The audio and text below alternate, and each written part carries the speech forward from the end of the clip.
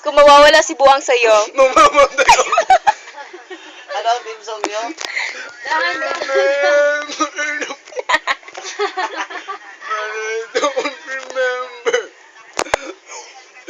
Pumunta kami ng SM. Akala ko kakain kami sa Mandarin. Ano yung mga happiest moment na naranasan mo sa kanya?